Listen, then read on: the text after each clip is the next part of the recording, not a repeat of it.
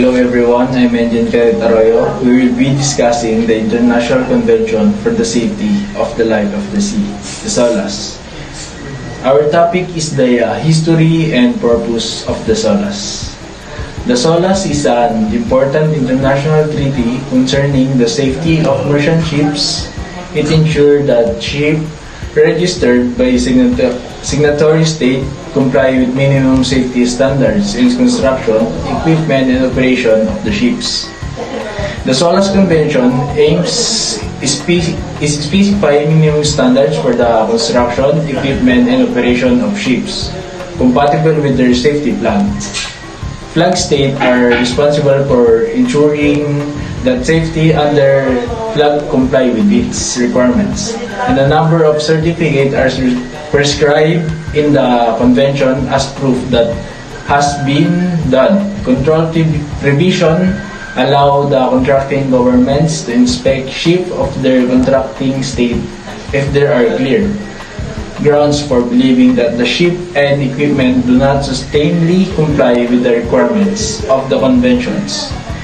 So we will be discussing the history of SOLAS, the convention 1914, 1929, 1948, 1960, 1978, 1980, 1988, 1996, 2006, and 2018 SOLAS. SOLAS Convention 1914.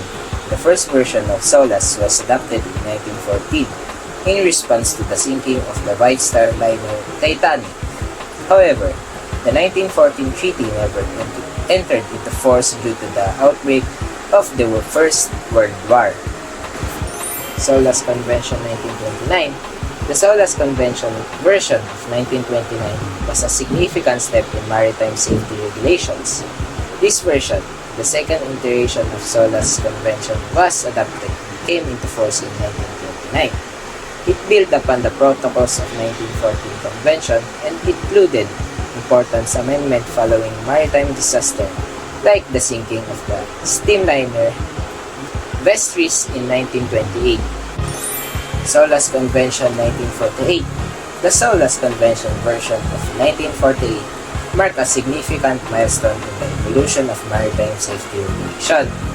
This version, the fourth iteration of the SOLAS Convention, was adopted and entered into force in 1952. It incorporated even more stringent fire safety rules, drawing lessons from the past maritime disaster like the Morro Castle in 1934 and advancement in fireproof technology during World War II. SOLAS Convention 1960. The SOLAS Convention of 1960 was a pivotal moment in maritime safety regulations. Adopted on June 17, 1960 and entering into force on May 26, 1965. This fourth iteration of the SOLAS Convention represented a significant advancement in modernizing regulations and keeping pace with technical developments in the maritime industry.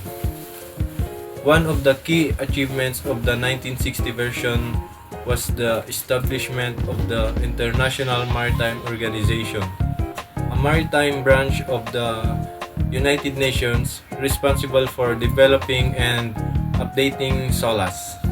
SOLAS Convention 1974. The SOLAS Convention of 1974, officially known as the International Convention for the Safety of Life at Sea.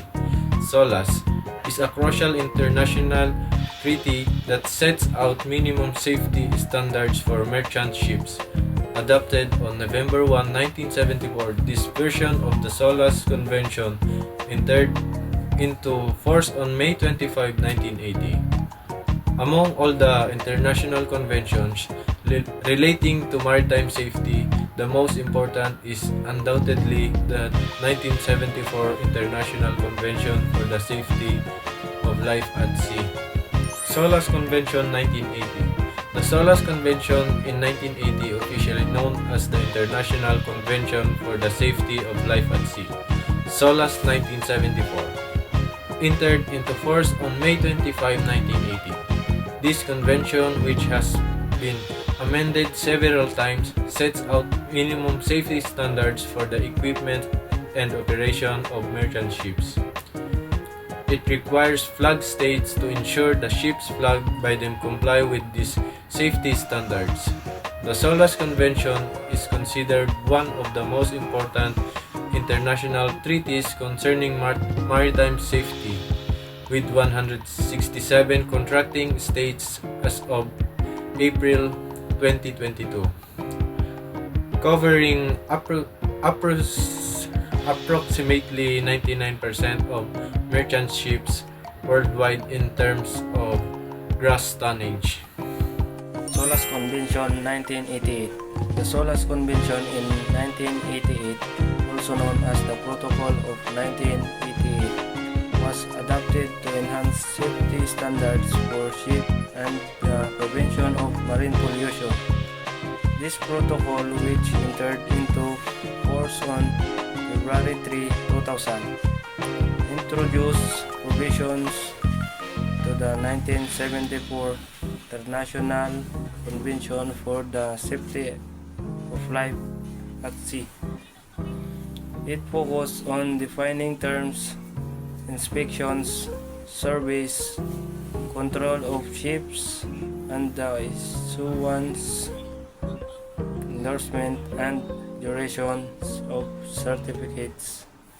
Parties to this protocol agreed to communicate their adopted measures to the Secretary General of the International Maritime Organization to ensure compliance with the new provisions.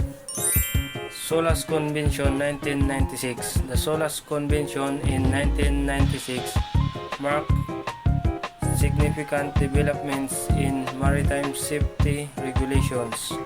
In 1996, Lloyd's Register was authorized to act on behalf of various flag administrations to verify vessel compliance with the SOLAS and issue necessary certifications.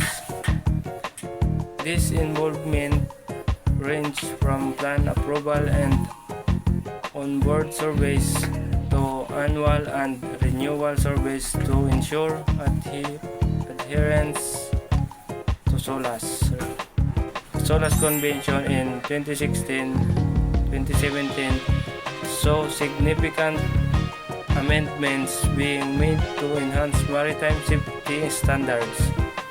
In 2016, two new chapters were added to the convention, focusing on container weight verification and damages stability regulations.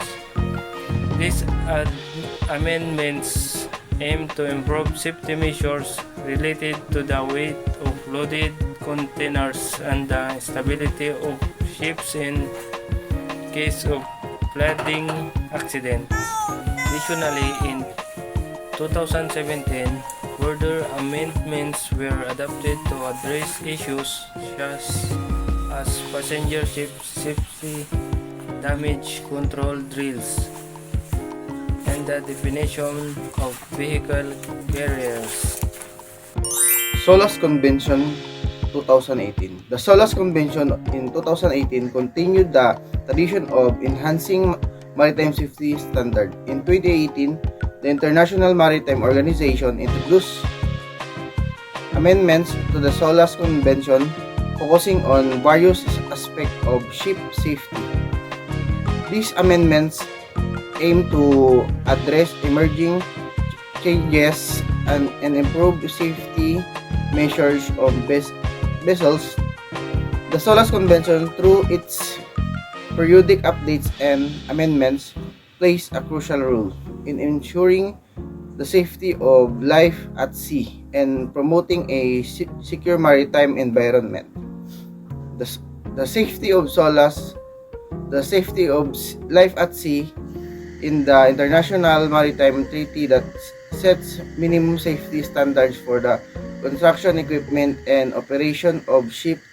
It was first adopted in 1914 response to the sinking of the Titanic, and since between updated to reflect new technologies and safety concerns.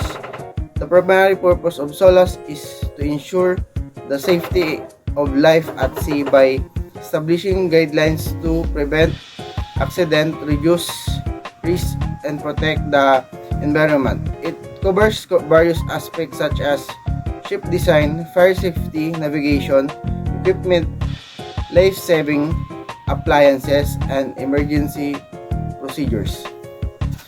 SOLAS is enforced by the International Maritime Organization, and countries that are signatories to the treaty are required to implement its regulation. This helps to create a uniform and consistent approach to maritime safety worldwide. Overall, SOLAS plays a crucial role in promoting the maintaining high standard of safety in the shipping industry. They're protecting the lives of seafarers and passengers as well as the marine environment.